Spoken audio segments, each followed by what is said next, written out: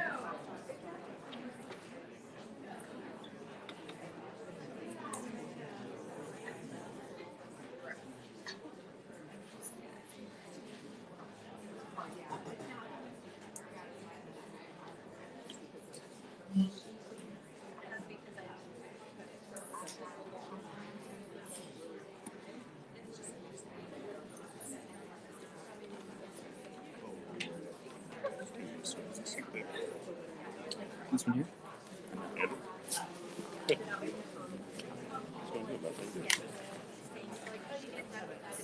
Can I move it?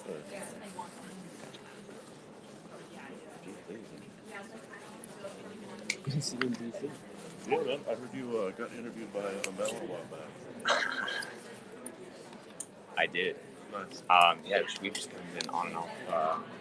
Sorry. We've kind of just been on and off contact. Okay. Yeah. Oh, sure. How did you know Mel? No worries. I went to when I was a student at Georgetown doing journalism. She was in one of my classes. Oh, yeah. No, she's weird. Yeah, they're doing grant to do this, do more kind of on the ground documentaries. So people who haven't interviewed so just kind of great for It's not the same sort of stuff you were doing for paper. Okay, we'll start. Otherwise, we'll use the Italian of making everybody late. Good morning, everybody. My name is Lorenzo Medina. It's a pleasure to welcome you to TGW. Today we have an event that has become a tradition for us at the program on extremism, and it's something we're very, very proud to host for the 6th year in a row, if I'm not mistaken. Indeed, we started in 2015. That was in the middle of the ISIS mobilization, but we realized that talking about domestic terrorism was something that was extremely important, and we had the privilege back then to host one of the very first talks that he did publicly on domestic terrorism by then Assistant Attorney General John Carlin. Mr. Carlin also came back the following year and actually announced here at GW that he was going to create the position of Domestic Terrorism Coordinator, which Thomas Brzozowski, who's standing here next to me, immediately went to occupy. And since then, Tom has been so kind to come back every year and give this very, very interesting talk on sort of the state of play of domestic terrorism. Now, as the years went by, sadly, as we all know, the topic has become more and more important. The events of the last few months, from the Paso to San Diego to Pittsburgh to the events in New York over the last few weeks, really tell us why the topic is crucially important. And the conversation we've always had with the Department of Justice has been on how the department sees the topic, how it frames it, and how it counters it. Part of this tradition is also that we want to make this a conversation, and Tom is great in giving this first presentation with slides, make it very interactive, but then we always invite a journalist who has background on the topic to moderate the conversation that follows Tom's presentation. And this year we're privileged to have Anna Allen from NPR moderate the event. So without further ado, this is basically how we decided to have the event. Tom will first speak for around 40-45 minutes. Then Hannah will moderate the event. The two of them will have a conversation. And then we open it for questions from the audience. Emphasis here being on questions from the audience, not statements. So without further ado, I hope you can join me to welcome Tom to the podium. Thank you.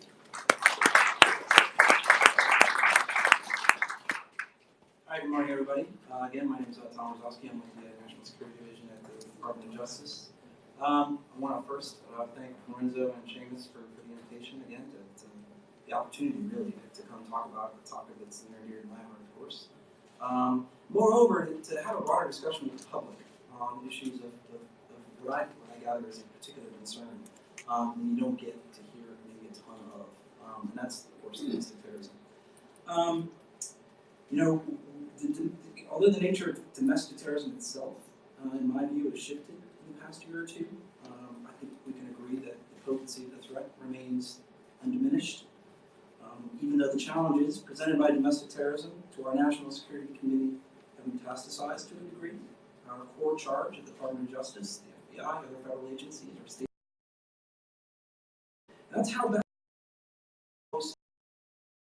in every article you pick up and read in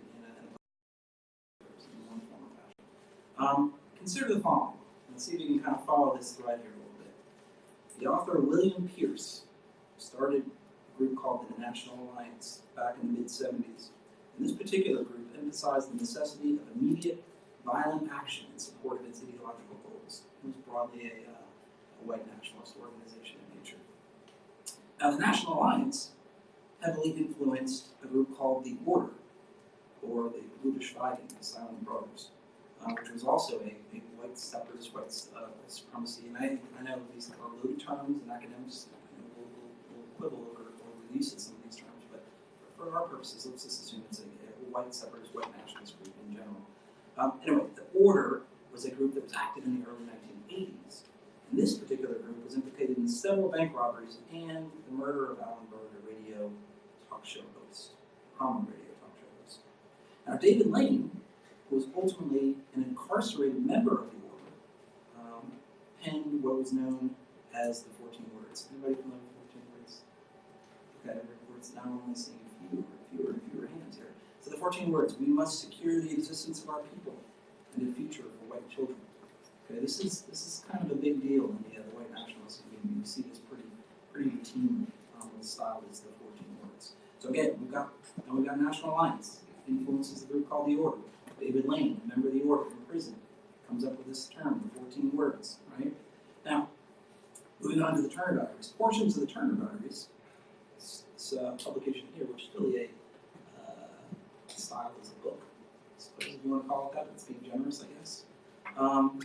Were found in Timothy McVeigh's vehicle immediately after the Oklahoma City bombing, when the responding police did a traffic arrest and ultimately arrested him hours after he committed the Oklahoma City bombing. Now, Anders Breivik, anybody familiar with him? Okay, as is the guy that obviously murdered scores of individuals overseas. He was also a self-avowed white nationalist, subscribed to many of the same ideological principles concerning immigration, what have you, we see in other recent manifestos that we'll touch on here shortly. Anders Breivik's manifesto borrowed liberally from both Ted Kaczynski, anybody know who he is? The Unabomber, right? And Turner Diaries. Okay, and I am going somewhere with this. Okay, now the interesting part. Adam Hoffman, anybody familiar with this group? This featured pretty prominently in several recent news articles. And again, it's widely considered to be a racially motivated violent extremist group. Was influenced itself by McVeigh. Indeed, the leader of the Adam Hoffman, Brandon Russell, who was presently incarcerated, had a framed photo of Timothy McVeigh in his bedroom. It's very strange. There it is. Now, Adam Hoffman itself has links to several organizations overseas, in Ukraine and elsewhere. And Tarrant, anybody familiar with Tarrant? This is the gunman in New Zealand. Anybody remember who committed an attack against two mosques not too long ago in New Zealand? Had the symbol for the 14 Words etched onto the weapon that he used to murder all those folks in those mosques. Words that were, as I noted, crafted by David Lane, who was an incarcerated member of the Order, a group that itself was influenced by the National Alliance, an organization founded by William Pierce, who was the author of the Turner Diaries. So, what I'm trying to get at here, in a roundabout way, is to demonstrate the increasingly transnational nature of some of the issues that we're contending with in the domestic terrorism arena. So hopefully you can appreciate that, and this is just one minor example of how that's beginning to increasingly play out as we move into the new year. All right, first things first. The way I want to approach this is to give you a quick snapshot of how we understand domestic terrorism here in the United States. And I've talked about this before. So I'm not going to spend a ton of time on this, but there are some high points that I certainly want to emphasize. And then what I'm going to do is pivot a little bit and give you a quick snapshot of how our foreign partners are contending with the same issue overseas. And then at the end, what we'll do is we'll talk about how we handle things differently, and then how we handle things together, the common picture. And then hopefully I'll open it up for whatever questions you have or whatever thoughts you have on the issue. So first and foremost, let's take a look at how we construe domestic terrorism in the United States. And the first thing I have to, okay, the first thing we have to talk about is this: the historical legacy of how we commit how we conduct domestic security operations in the United States. This, of course, and again, should not be news to anybody who's heard me speak on this issue. Do you know who this is? Anybody speak up? Yes, sir. That's exactly right. So this is the Church Committee investigation, right? And the reason I show this to everybody when I first start to talk about domestic terrorism and how we deal with domestic terrorism today, is because there's no way that you can get an accurate picture of how we contend with domestic terrorism today without understanding a little bit of the historical legacy of how we handled it in the past. Now, without going too far in the weeds on this, suffice it to say that multiple federal agencies have engaged in a pattern of misconduct over several decades in connection with domestic security operations, culminating, of course, in the Church Committee investigation in the early 1970s. This investigation shed light on some of these abuses. What were some of these abuses? Well, conducting wiretaps and or searches of individuals' residences without a warrant from a judge. Other things included sending missives to Martin Luther King, suggesting that he might consider committing suicide, things like that. Okay, and there are a litany of additional abuses that were associated with this activity, all of which came to light during the Church Committee investigations. And the key point I want to make with this is that as a result of the Church Committee investigations, there was a wholesale reordering of how we do business in the domestic realm with regard to domestic security operations. So some of the legislation, some of the statutes that flowed from Church Committee investigations as a direct byproduct of that included things like the Privacy Act, right? Or FISA itself came about shortly after the Church Committee investigation. The Attorney General guidelines. These are things that direct how both the Department of Justice and, of course, the FBI does its business on a day-to-day basis, right? All these strictures came into place as a result of this investigation. So it's important to understand where we are flows directly from where we were. And moreover, I want to emphasize the fact that this historical legacy is informs everything that we do, both with the FBI and the Department of Justice in connection with domestic security operations. It is ingrained in folks that investigate domestic terrorism and in folks that prosecute domestic terrorism. They know this in and out, they understand the historical legacy, and they live it every day. And so the rules with regard to how they conduct business in the domestic realm reflect that. I just wanted to take a little bit of time to emphasize that. So again, this is perhaps the best distillation of everything that I've been talking about. And I've shown this before. I'm going to show it again because I haven't yet seized on anything that's a better illustration of what I've just some of the core principles that I've just outlined. Anybody know who these guys are? This is a fresh crowd. Nobody knows this stuff. Really? Somebody knows this. Anybody? Weather Underground, right? Weather Underground. Okay. And this is a group of middle to upper class, white predominantly, college and law students that were engaged in a pattern of domestic terrorism activity for close to a 10-year period, ranging in the midst, pretty much coterminous with the 70s. These were affluent folks, and what they did is they engaged in a pattern of a series of bombings over the course of this 10-year period, this roughly 10-year period, and their targets included things like the Capitol building here in D.C., the Pentagon, Bank of America headquarters, the Presidio, big-time targets. They were the number one target for the FBI, the number one target domestic terrorism organization for a number of years. And so the question I have for you is, how many of these folks do you think were successfully convicted federally in connection with the FBI's investigation? Well, is this before or after the FBI broke into their homes? Well, I'm going to get to that. So you're jumping again. There's always some of the jumps again.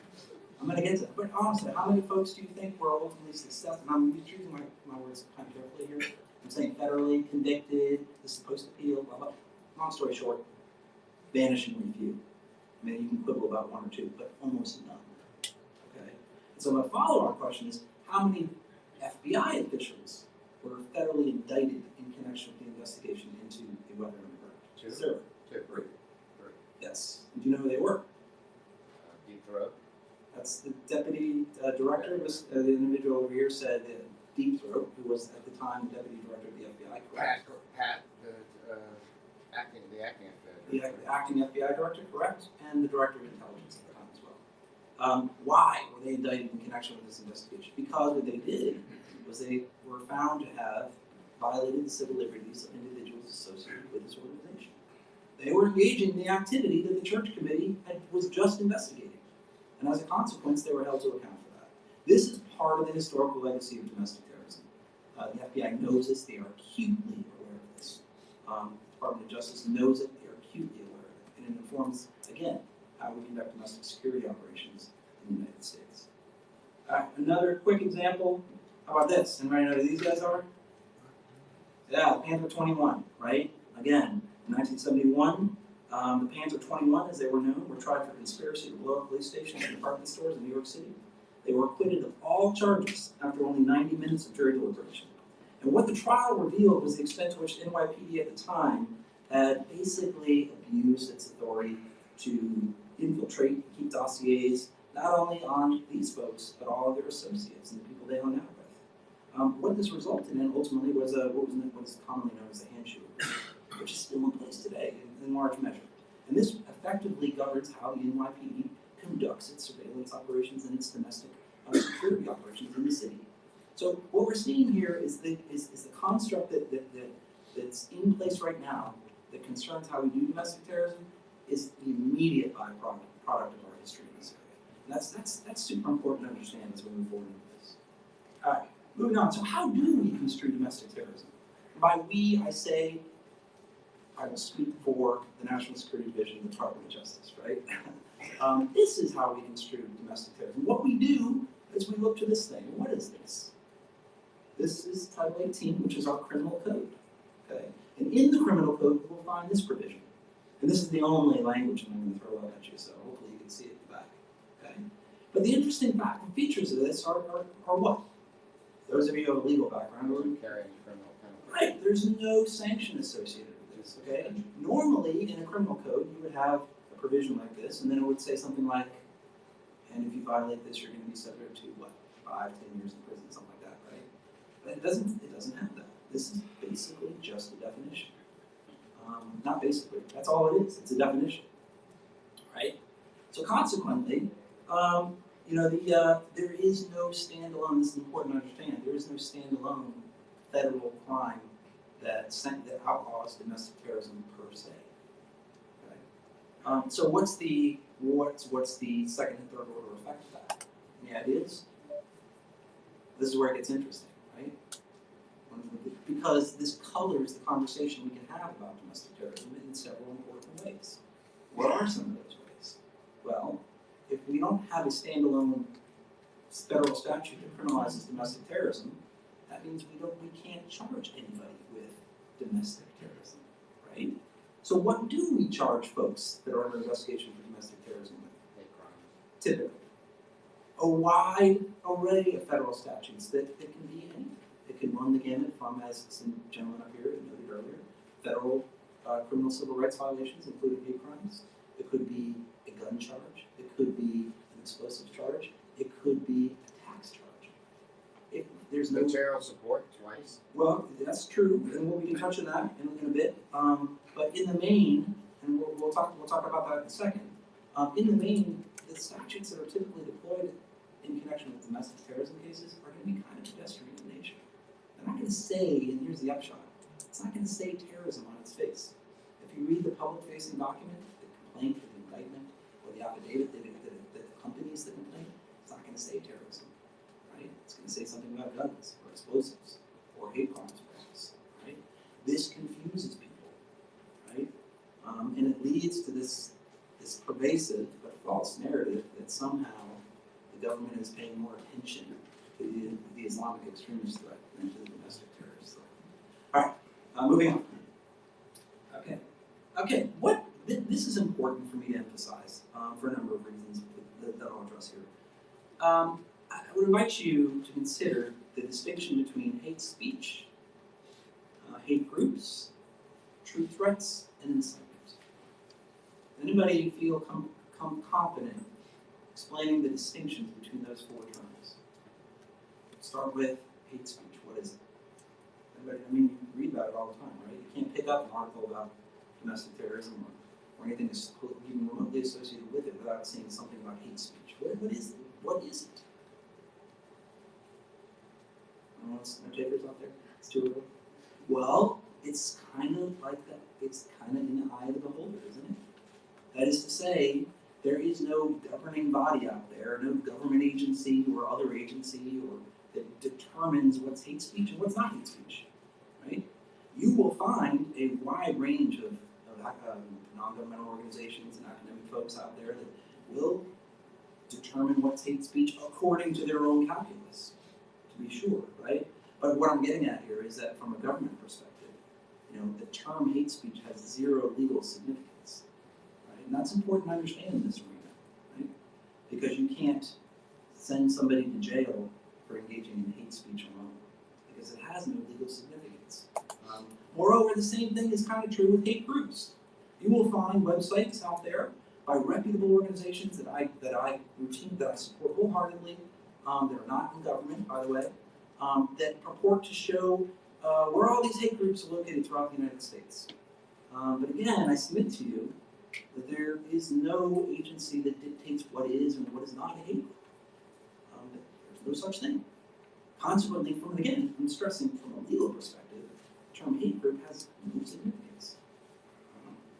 However, the latter two terms that I pointed out do have legal significance, namely true threats and incitement. Why are those important? Anybody? Because if you're able to determine that a person is engaging in true threats or incitement, as we understand that, those people we can go after. Those people we can charge with federal criminal violations. Those people we can charge with federal threat statutes and put them in prison and give them a federal felony, which means they're a prohibited possessor and they can't own a weapon. This is important stuff. In many ways, it's a solid way of engaging in a disruption from somebody who, but for us charging him with a threat, may down the road have committed an act of domestic terrorism. But again, this process is relatively opaque to the broader public, because you're not going to necessarily see. You're just some district out in Oklahoma who charges a guy with communicating a threat over the internet. I mean, is that going to be couched in terms of domestic terrorism? No, not in the main. No. But what if the guy was communicating a series of threats to his local Jewish community center? Or what if he was communicating a series of threats to his local Islamic community center? Right? And he was charged accordingly and put in prison. That's a big deal from a domestic terrorism perspective. It just doesn't generate a lot of press coverage. And usually nobody hears about it. But in my view, it's a solid disruption. And this happens, by the way, every single day. In fact, the work that the department does, and our state and locals, actually, and I hasten to add that in many instances, the bulk of our work is done by state and local partners, constitutes bringing threats type of statutes against these folks that are threatening vulnerable folks in our communities, Jewish American community centers, Islamic American community centers, elected officials, people running for office. All these folks have been the objects of threats, ideologically motivated threats, and they've been held to account. This happens routinely across the country. But unfortunately, it doesn't really generate the coverage, the press coverage that you would hope it would. And that's partly a function of our internal mechanics that sometimes impede our ability to broadcast our successes. I fully recognize that. So I've said that. I've talked about how using these threat statutes is a valuable tool for us, right, in our fight against domestic terrorism. But it's hard work, right? Here's an example. What do you make of this situation? Okay, right? Pretend, put on your FBI agent hat, okay? And you have been tasked with figuring this out. You've got a guy out there, we'll just put him somewhere out, let's say, I don't want to human being, we'll just keep him out there, okay? And, you know, he's in your neck of the woods, so you're responsible for this. And what he's doing is, you know, he's sending a series of tweets out that are all kind of like this, right? There's variations on the theme. Somebody's got to kill all these folks. These people need to go. They're a scourge on our society, et cetera, et cetera, et cetera. But the hashtag is always the same. It's time to kill the Jews, or it's time to kill whatever, right? So as you're thinking, this guy's a problem. We got to do something about this, right? So you go out. Again, you are the FBI agent. You roll out to this guy's trailer, right? And it's, of course, always a trailer, right? And you know, you're going to talk to this guy. You're like, hey, man, what's your deal? What you're doing is you're trying to assess whether this guy, if he's a viable threat. You interview him. He says stuff like, well, you know, I mean, just read my posts. I mean, they speak for themselves. What do you want me to say? I said what I have to say. I stand by it. Jews they're a problem. They got to go.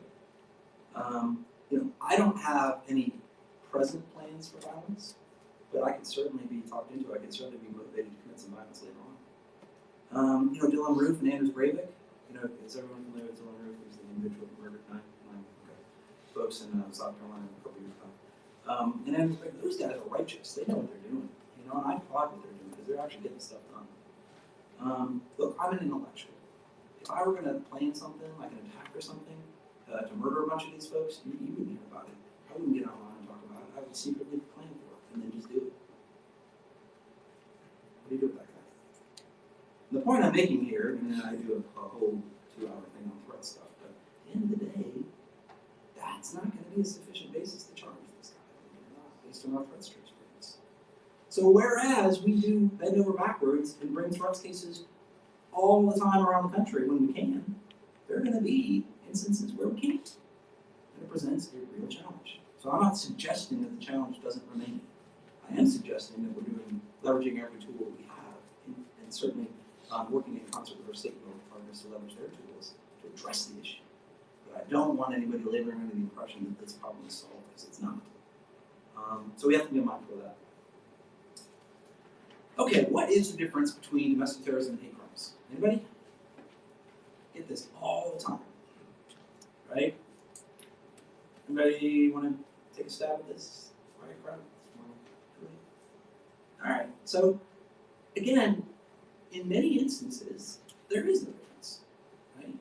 And this confuses the heck out of people, right? So let's take the prime, archetypical example of Dylan Roof, very easy to understand.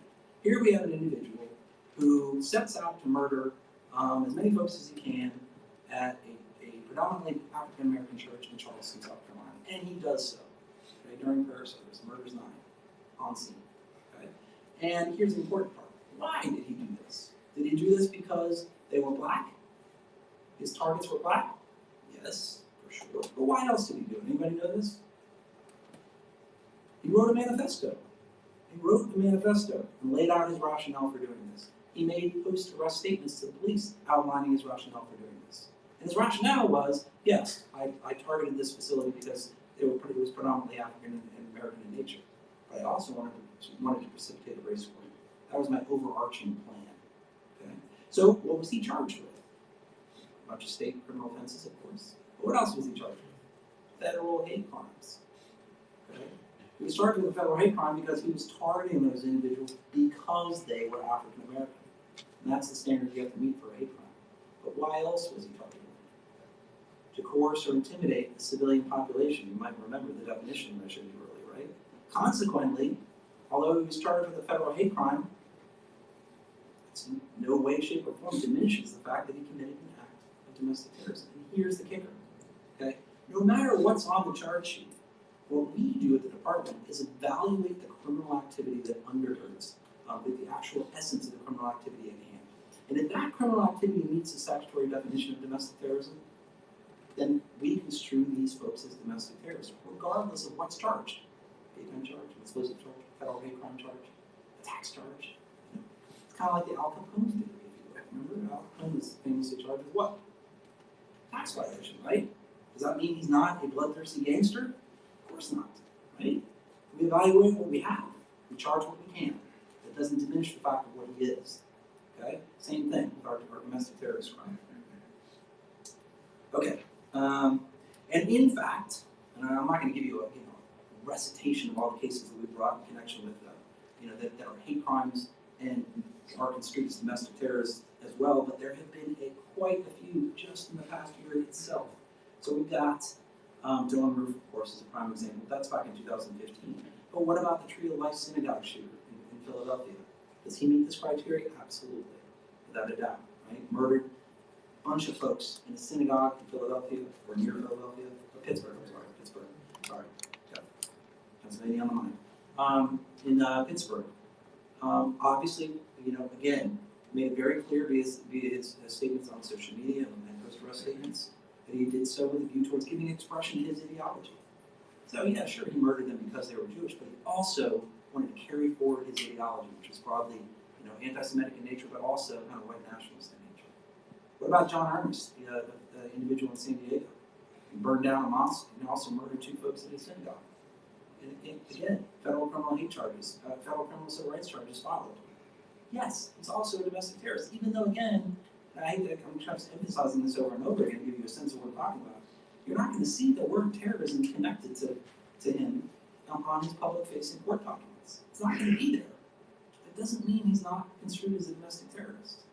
And this, again, as you might imagine at this point, I've kind of belabored this a little bit, that makes it super hard to talk to the broader public about what we're doing in connection with domestic terrorism. Because it's hard to point to public-facing documents and say 1, 2, 3, 4. Look, see, the term, it says domestic terrorism there. A lot of times it doesn't. That doesn't mean that it's not construed as domestic terrorism. James Fields, the guy that ran his car to the rally in Charlottesville, right? Also charged with federal criminal hate crimes. Is he a domestic terrorist? Absolutely. Just recently, of course, the individual that attacked folks in Jersey, I think it's Jersey City, at the Rabbi's house during the Hanukkah celebration. Charged with criminal civil rights violations. Domestic terrorist? All indications suggest strongly yes, absolutely. All right, moving on to address your material support question. What about that? You guys are familiar with, probably many of you who kind of have some vague interest in the national security arena, have heard about this. Well, these guys are charged with material support. It's kind of a loaded term. Everyone sort of knows what it means a little bit, right? But what does it precisely mean? What is a federal material support statute? What is that? Anybody have any idea? Basically, just in paraphrasing here, I know there's some experts in the back here, but some of my colleagues here from Justice are here, they know this far better than I do. But in essence, if you were to provide material support to a foreign terrorist organization, that's a federal criminal offense. Now, what does material support mean? It's very broad. So if I were to purchase a gift card, say for example, and mail it to Al-Qaeda or ISIL or what have you, right? That could plausibly be construed as material support. If I decided to buy a plane ticket and fly to Somalia or Turkey or Iraq or Syria with a view towards joining ISIS and fighting, that's material support. What's the material support there? Myself. Right? I'm offering material support. But what's the key thing that I've just described in that legal regime that you have to really consider? What's the key element you got to really focus in on? Foreign terrorist organization, right? You take that out of the equation, you don't have material support. Okay? You got to provide material support to a foreign terrorist organization. Where does one find this list of foreign terrorist organizations? Well, you just go to the State Department website, Google it. You can find it right now. It's not secret. It's right there. And if you are providing material support to one of those organizations on that list, that's potentially a federal violation. What about the domestic terrorism analog to that? Is there a domestic terrorism organization list like we have a foreign terrorist organization list? Short answer is no. Now, there are a range of constitutional issues associated with why that might be. I can certainly get into that offline. But the fact of the matter remains that there is no such thing as a domestic terrorism organization list. Consequently, you cannot provide material support to a domestic terrorism organization list. We get this question all the time. Why is it that a 19-year-old kid from Minneapolis gets on a plane to go join Al-Shabaab in Somalia, Eastern Africa, and he's hit with a federal terrorism charge and is looking at 20 years. Whereas some other 19-year-old kid sitting in his basement and decides to join the KKK, and you don't do anything about it, right? That's what we get all the time. Well, there are very real reasons for that. Right? First, there is no such thing as a domestic terrorism organization list. Ergo, the KKK is not a banned organization in the United States. You are entirely within your First Amendment right of freedom of association to join the KKK. Right? And moreover, if you want to hold a fundraiser and dance around with a cross or whatever, you can do that for the KKK, so long as you're not knowingly providing, funds to fund criminal activity, of course, associated with that organization. It's a different story. But standing alone, that's not a criminal violation. And we have to appreciate those distinctions, subtle though they are. The gentleman up here raised a material support question and suggested that we have brought material support charges in connection with domestic terrorism cases, and he's correct. However, without getting in the weeds on this, because maybe this is too in the weeds a little bit, there are actually two separate material support statutes. One is the flavor that I just described to you, providing material support to a foreign terrorist organization. There is another one. It's right next to it. And it just says providing material support to terrorists. Full stop. Okay? And we do oftentimes get questions about, well, why do you charge that? You got it there on the books. But you guys are choosing not to charge. Sometimes it gets a little frustrating, in truth. You guys are choosing not to charge that because you don't care about domestic terrorism. It's not the case. If one were to look at, for example, and again, a good statute, 18 U.S.C. it's 2339 capital A, you will note that in order to bring that statute, you have to satisfy just a wide range of predicate statutes. And these predicate statutes are typically not the stuff that our domestic terrorists get into. They don't attack international airports. They usually don't murder people overseas, things like that. Okay? Consequently, we're kind of limited in terms of being able to bring that statute. When we can bring it, we will. And we brought it a couple years ago in connection with a plot. Two guys who were loosely affiliated with the KKK wanted to construct what they construed as a death ray. Okay? The idea was to, it's a little silly, but it's not silly, in the sense that we were able to stop them ahead of time. They wanted to construct a death ray. The idea was to set it up and irradiate Muslim Americans as they come out of the mosque to give them cancer and kill them. It's sick stuff, right? And so really that death ray was construed as a weapon of mass destruction, which happened to be one of those predicate offenses under 2239A. Consequently, we did bring the material support charge in that case. That's way in the weeds for you guys. But anyway, it does happen. Okay, so that's the material support thing. Lastly, just to kind of wrap things up on the U.S. side of the house here, what is this? What extortion is it? Anybody? Yeah, I had no idea either. I had to Google this. Anybody know what this thing is? Sir, can we get you? I know this gentleman. I've worked with him for years, but go ahead. Your moment in the sun. It's a clariterion. It's ancient Greek voting device, jury selection for ancient Greeks. Exactly. Thank you. I couldn't have said it better. So for those that didn't hear, it's an ancient device used by Athens, I think, in order to basically elect juries or to elect officials in the government, if you will. And it's randomized. So it's basically a function of, this is not terribly important, but the fact is, it's a system of electing people. Okay? It concerns elections. The reason I'm showing you this is because we had a guy not too long ago in New York that constructed a 200-pound bomb in his basement, and his idea was to haul it down to the National Mall in Washington, D.C. on Election Day and explode it, because he wanted everybody to know that he was an advocate of extortionism. Is he a domestic terrorist? Yeah, right? It doesn't really, and the point I'm trying to make here is that your ideology, the underlying ideology, it doesn't matter. Okay, it does not matter. You can be a white nationalist, you can be a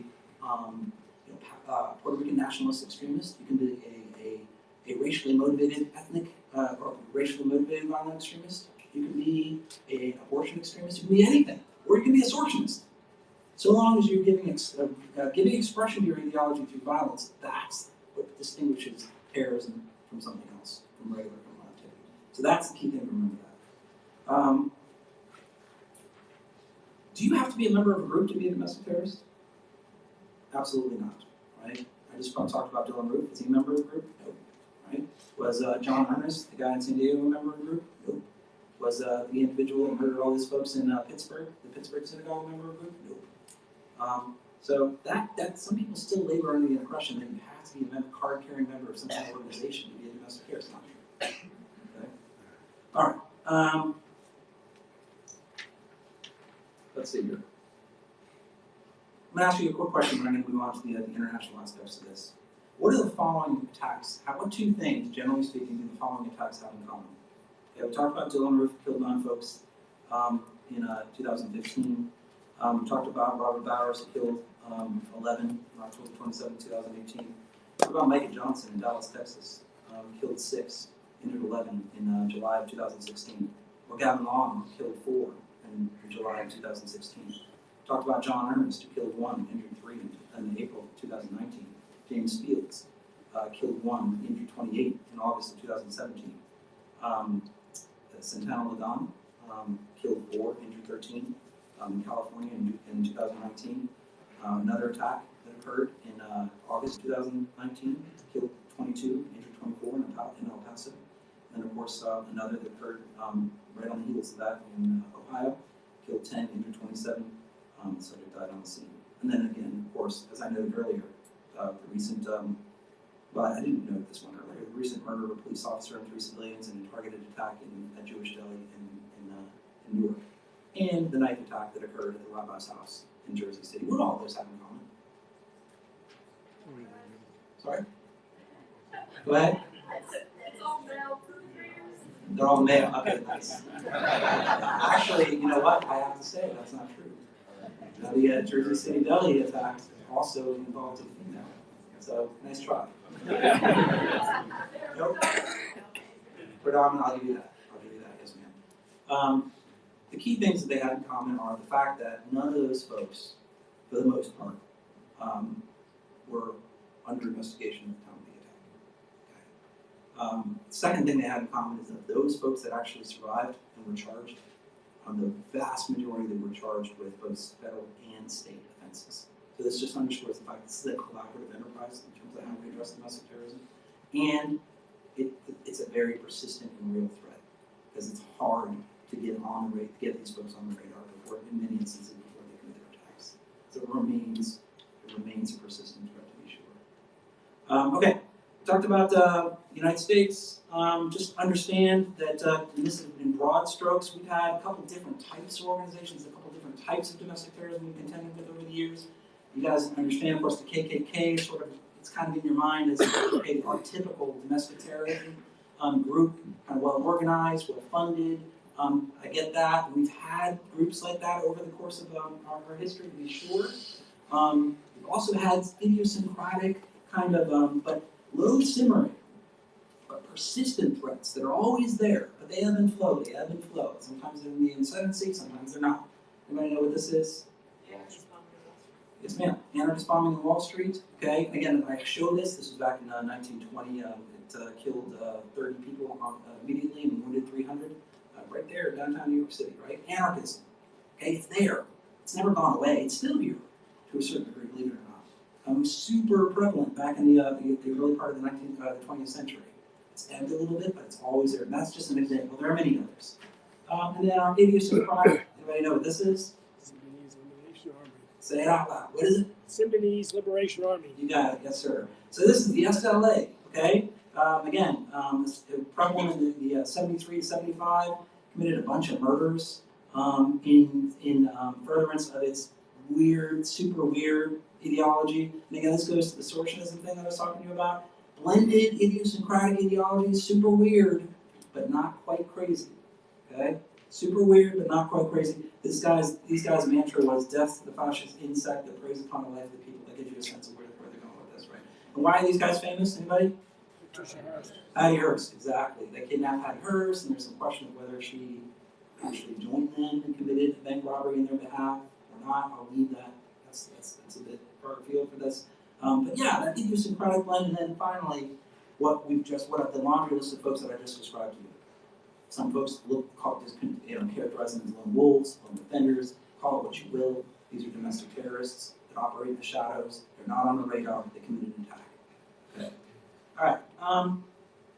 What about domestic terrorism abroad? I said I was going to touch on that a little bit. And I'm not picking on any particular country. I don't know if folks are here from various embassies and whatnot. So I'm not picking on any particular countries. I'm not an expert in the law in these countries, but I want to just give you a quick snapshot on some of the stuff that's going on in the last year or so in connection with domestic terrorism as it relates to these countries. Okay, and there are a lot of parallels here. Germany, they just created a new right-wing extremist office to handle a considerable uptick in right-wing, what they style as right-wing. We don't use that term. We use racially motivated violent extremists. You may be familiar with a gunman that just tried to get into a synagogue in Germany. He was using a GoPro device during Yom Kippur. He ended up killing a handful of folks. He wasn't able to get into the synagogue, thank God. We had a group in Germany called the National Socialist Underground, the Nazi-Sozialistische Untergrund, I think it's called. Far-right neo-Nazi organization responsible for the death of 8 people over the course of several years.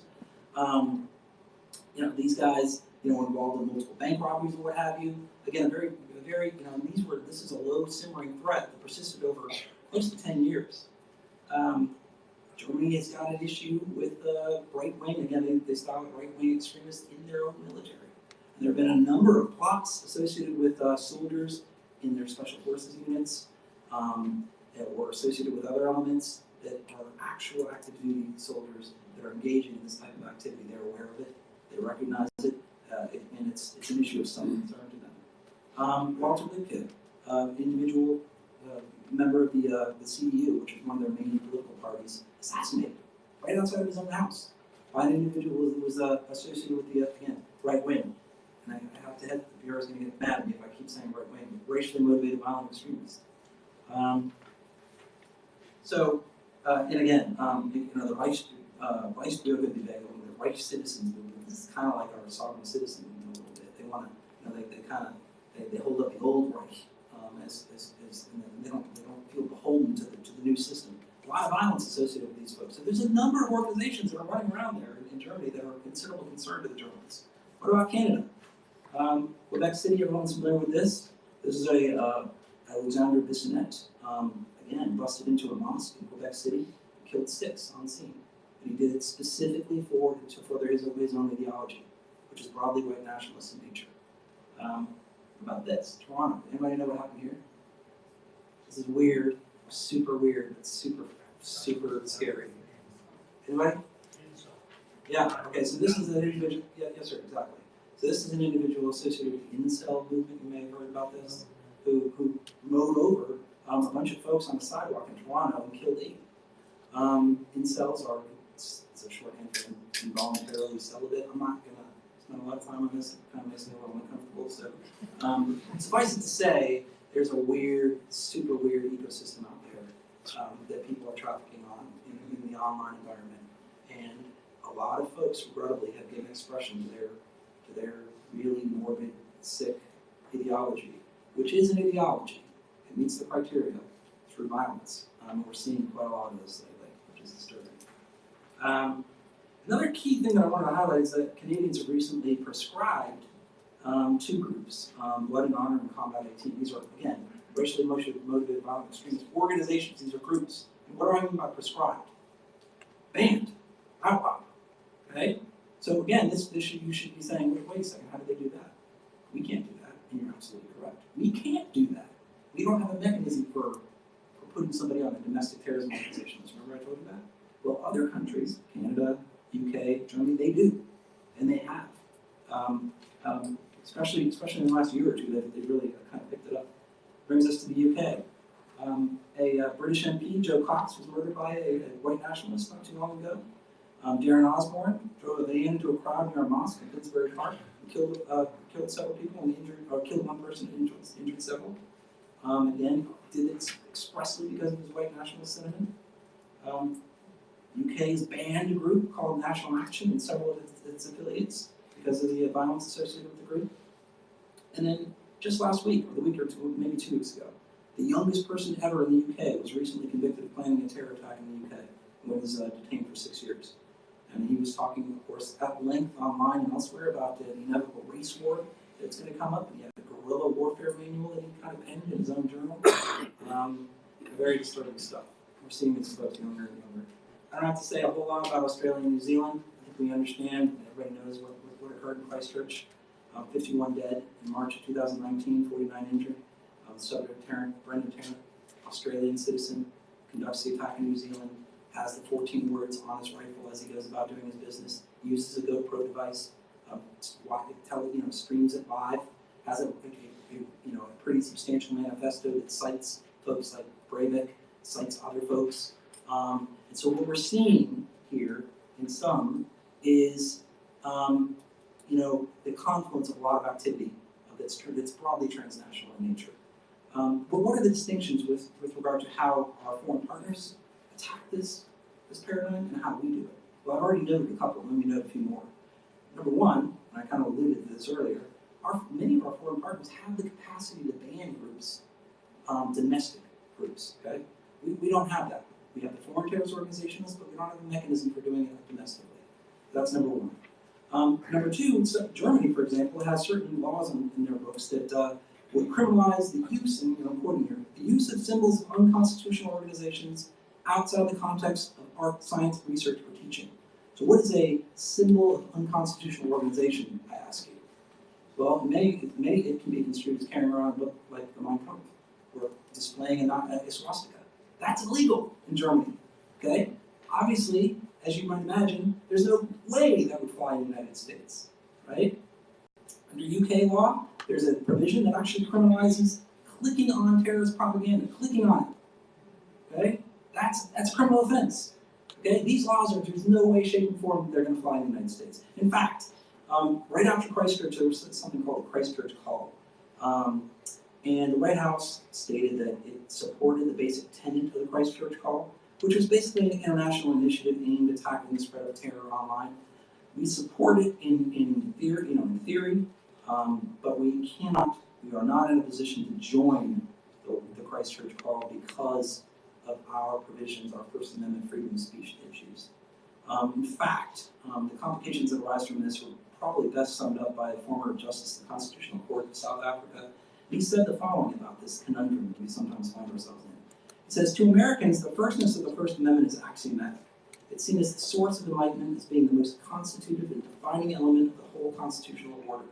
The legal cultures of Germany and South Africa, however, have a profoundly different foundational element. It's not free speech, but human dignity. What is axiomatic to an American lawyer could be problematic to us, and what is axiomatic to us could be problematic to an American. And so it's useful to carry that forward as we figure out ways of reconciling how our foreign partners deal with this and how we deal with it. So again, even though we deal with this in disparate means and manners, there are some commonalities that I would highlight. Tactics, techniques, and procedures. These folks that are running around out there, they're kind of feeding off each other. They're doing the same thing in the same way. They're using the GoPros. They're issuing manifestos. They're citing the same folks. All right. I mean, oftentimes now, Tarrant regrettably is referred to as Saint Tarrant by many in the community. All in an online ecosystem that kind of propagates this violence to a certain extent. We're seeing that. The ideologies themselves, as I just noted, are becoming increasingly transnational in nature. This is recognized in our own national security policy, or rather our own national security strategy, which was issued maybe a year and a half ago. We recognize this new development, and we've invited our foreign partners to collaborate in figuring out the best practices to address just this stuff. We know that these folks are using gaming systems, encrypted platforms increasingly, to propagate their views on this issue. It's very difficult to get some insight into what's going on in many instances. Travel and training. As was noted earlier, we've got demonstrable evidence that some of our actors here in the United States, some of our domestic terrorists, are traveling overseas in order to train with like-minded individuals overseas, some of these banned groups, and then they're coming back. What do we do about that? How do we tackle that? Is it a crime for somebody that's just under investigation to travel overseas and train with somebody and then come back? That's the problem set, and it's a hard one. So what we're doing is we're trying to leverage all of our existing authorities that have traditionally been focused internationally to see if we can't reconstitute them a little bit with a view towards addressing some of these transnational threats. And that process is ongoing. And then finally, we're working with our partners to to make sure that we come up with a common understanding of what the problem set is in the first place. So there's been a lot of engagement with international fora recently, where we're trying to figure out, like, what does racially motivated violent extremism mean to you, sir, in Poland? Because here's what it means to us in the United States. Because we can't figure out how to collectively get after the threat, we don't have a common understanding of what the threat is in the first instance. And then, of course, we continue to share and collaborate and share information. This goes without saying. Use all of our threat statutes as aggressively as possible. That also goes without saying. And in closing, I wanted to invite you, and I do this every time, so I know some folks are kind of getting sick of this one. But for those who have not seen this, I wanted to ask, does anybody know who this individual is? Okay, this is Leon Schultes, and he did something pretty significant in 1901 from a domestic terrorism perspective. Anybody know what that is? He did. He assassinated sitting president, President McKinley. Right? And why did he do this? Because he was an anarchist extremist, an American citizen, and not foreign-born. An anarchist extremist murdered a sitting U.S. president pursuant to his anarchist extremist ideology. Right? As a consequence of this, in 1903, Congress passed a new immigration law that, for the first time ever, federally, banned people from entering the United States based solely on ideology. Okay? I mean, there are obviously a host of legislation out there that ban people based on their nationality, where they came from, things of that nature. This is the first time they banned somebody from coming to the United States based on the thoughts that they had. And what thoughts were those? What ideology are we talking about? Anarchism, believe it or not. Wait, they would ask people, you were an anarchist? How it worked out was a little, I mean, it didn't stay on the books too long, let's put it that way. So, again, and then, to the state and local collaboration piece, what do you think happened to Mr. Schultes? Was he charged with a federal hate crime? Was he charged with some federal violation? No, he was not. He was charged in New York with murder, and he was ultimately received the death penalty, and it was carried out, I think, within 45 days of the actual sentence. That's strict justice. That's why we rely on state and local courts. Not but okay, thank you so much for your time. I look forward to questions you might have.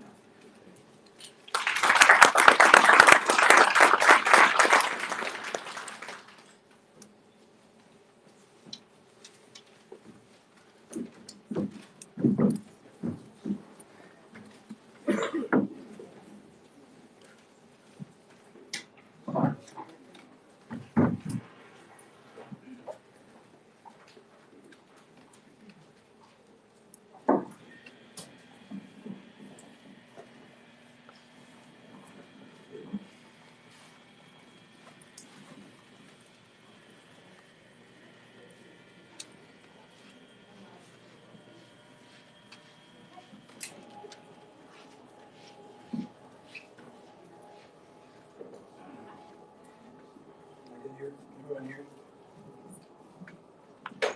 It's tricky. Okay. You all set? Good. You all hear this? Can everyone hear me in the back? There we go. Okay, great. Thanks for that. Thanks for doing this. Yeah, sorry, I was trying to speed it up towards the end there a little bit. I want to make sure that we had ample time for questions, so thank you for indulging me a little bit on that.